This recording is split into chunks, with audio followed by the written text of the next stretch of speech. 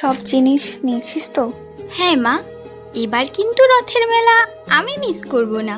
তোর তো এই প্রথম গ্রামের বাড়ি যাওয়া। ছোটবেলা থেকেই শুনে আসছি আমাদের জমিদার বাড়ির গল্প, এবার নিজের চোখে দেখব। ঠাকুমার কথা মন দিয়ে শুনিস, আর রাতে একা কোথাও বেরাবি না। আরে মা, আমি এখনো ছোট আছি নাকি?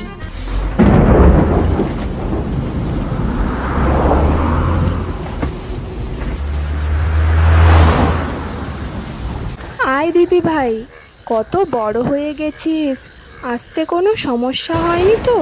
এই ঠাকুমার কথা আর মনে পড়ে না? না রে, ঠাকুমা? সেই ছোটবেলায় তোরা যে শহরে গেলি, আর তো এ মুখ হলি না। এই এত বছর পর তোকে আজ দেখলাম। সবাই শহরে চলে গেল, তুমি কেন একা একা থেকে গেলে এখানে? না রে দিদি ভাই, সেই ছোট বয়সে বিয়ে করে এই বাড়িতে এসেছি। এই বাড়িটা আমাকে বড্ড টানে, অন্য কোথাও আমার আর মন টেকে না রে। বাড়িটা যেন গল্পের মতো লাগছে। জমিদার বাড়ির গল্পের শেষ থাকে না।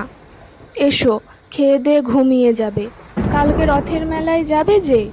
আজকে অনেকটা রাস্তা ধকল করে এসেছো।